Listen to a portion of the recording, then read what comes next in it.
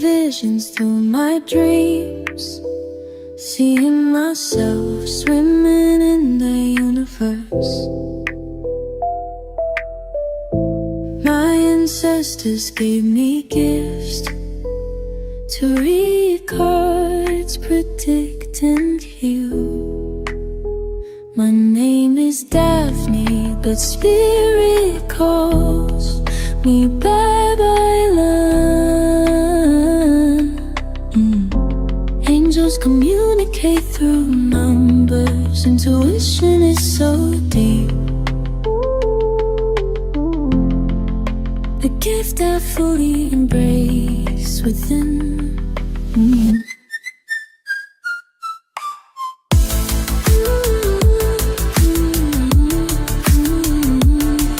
Hi everyone! Welcome po sa inyong almost personal readings. So tignan natin kung anong nangyayari sa paligid-ligid. No? I want you to know that this is a general reading. So you may resonate with the entire reading or baka konti lang. Take what's only yours. Believe in the divine timing dahil whenever you see the video, the message is meant to find you. This is a timeless reading. No? So magsimula na tayo. I am seeing the Five of Pentacles. Ouch! Nagsimula pa lang, meron na agad separation. So someone here left out in the cold. I don't know who left someone. It could be you, it could be your person. Pwede mong i-interchange itong situation. What I'm reading is the dynamic, no?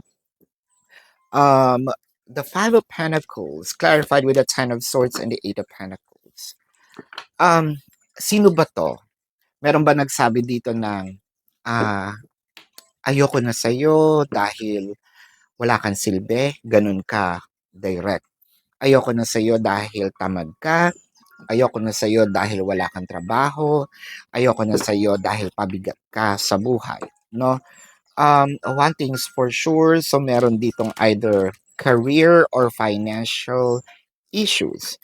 So, hindi dahil lang sa sabihin natin yun lang, no?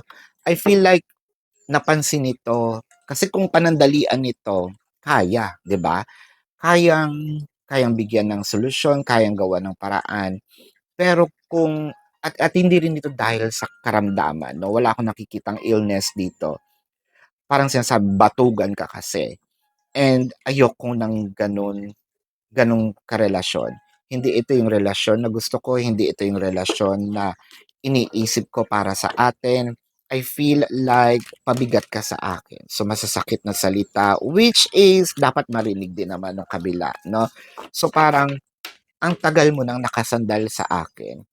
Okay yan sana kung sobra-sobra kinikita natin, no? Okay yan sana kung contractor tayo, 'di ba? Pero hindi eh, normal na tao tayo. Pero 'di ba, inaasahan dapat sa isang relasyon meron tayong teamwork. Pero parang ang nangyayari dito, yaya ako o yayo ako, no? Kung lalaki, yayo ako, taga-alaga. The Fool card and the Star. Wow. Parang nakakakita tayo dito ng mga scatter-scatter, parang meron ditong gusto bigla ang yaman, so sugal. Ouch! Wala na ngang trabaho, nagsusugal pa. So either sabong, kahit ano pa man yan sugal, casino. Wow, sana all. Wala nang trabaho, nagkakasino pa. Baka nga contractor. Anyway, merong isang nagrereklamo, no? Na ang reklamo dito is more of hindi ito yung relasyon eh, no? Hindi ito yung inaasahan ko sa'yo. Ang taas ng expectation ko sa'yo, ang taas pa naman ng tingin ko sa'yo, ibang-iba ka na, no? Ibang-iba yung pinapakita mo sa nararanasan ko and hindi ito yung relasyon na para sa akin. One thing's for sure, I want more. Hindi sa mapaghanap ako, no?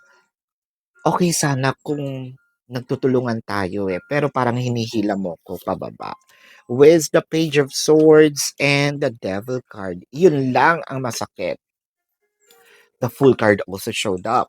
So parang meron na ditong contract, no? Either this is a fixed marriage, either this is kasal na kayo, either hindi kayo kasal pero may anak na kayo.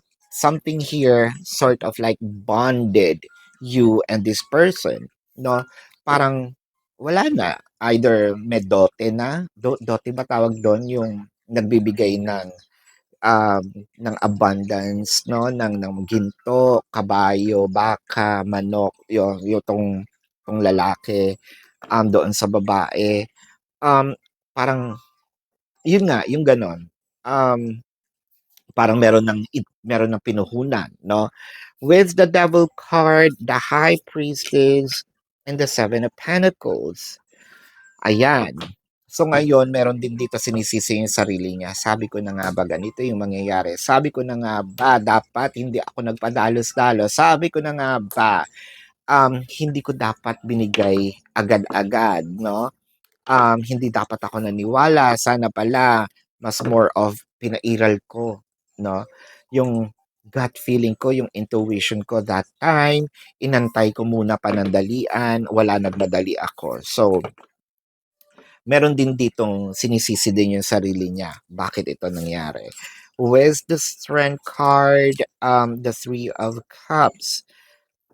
Maganda sana 'to kasi yung isa masikap, yung isa masinop, yung isa gusto talaga 'no, na umahon sa buhay. May gustong patunayan, hindi para magyabang, kundi para umunlad or maging komportable ang buhay. But with the Strength card, kahit gaano ka ka kahit gaano ka ka-ano, kahit gaano ka kasipag, kahit gaano ka, um, lakas ang iyong loob, mabuti sana kung chini-cheer ka nung tao sa paligid mo o nung taong inaasahan mo. Pero parang hindi eh. The Three of Cups, parang meron pa ngang ikaw pa ang sinisisi. Ikaw pa ang may problema kasi puro trabaho ka, ganyan-ganyan, wala kang time sa akin. Ay, ba't hindi ka kaya tumayo dyan at tulungan mo ko? Para busy ka at hindi ka tumitingin din sa iba, I am seeing chances are, no? Ikaw pa ang sinisisi dahil may third party. Wala kang time. Eh kasi sobra yung time niya. That's it. Sobra yung time mo. Actually, sobra-sobra sa'yo yung time mo. Ako kulang yung time. Ba't hindi ka kaya maging busy? No? Ba't hindi ka kaya tumayo dyan at subukan mo magbanat ng buto? The Six of Pentacles, the Ten of Cups, and the Knight of Pentacles. So parang puro pangako, no? Someone here is nabubuhay sa realidad ng buhay, which is ang totoong buhay is nagtatrabaho, no? Adult na 'to, nakipagrelasyon ka nga, no? Nakagawa ka nga ng bata o marunong ka ng gumawa ng bata, no? Kaya mo ng gumiling, kaya mo ng bumukaka, no? Kaya mo ng humagod. Hindi parang hindi gumagawa ka ng bata o kaya mo ng gumawa ng bata, sarili mo hindi mo kayang buhayin. The Six of Pentacles, puro pangako, 'no? Parang ang naririnig lang natin, oo, magbabago na ako, oo, gagawin ko 'to, oo, marami kong bagay na babaguhin sa sarili ko, marami kong gustong gawin, eto yung mga, gusto kong mangyari sa buhay natin. I need an action. The Knight of Pentacles, 'no? Yung isa na buhay sa pantasya, walang Diyos ko, para kang nananaginip. Para kang mabuti sana kung tumataya ka sa loto. Paano ka mananalo kung hindi ka tumataya sa loto, 'no? Paano ka magkakapera kung hindi ka nagtatrabaho, 'no? It felt like someone is living in the fantasy. Hmm. This is your reading. Let's check the zodiac sign of your person. Pero bago yan, gusto ko kong ipaalala sa inyo, kung nakaka-resonate kayo, let me know sa comment section. At kung meron po kayong mga personal na question, there's a sa description box ng video na ito, there is a link. Click the link, you will be routed to my website. Nandun po yung name, number, QR code, amount per question. Take advantage of the 4 questions plus 1 kasi discounted po yon. And if you want to book a private reading, nandun din po siya, no? Let's check the zodiac sign of your person. This can be their sun sign or a placement in their chart.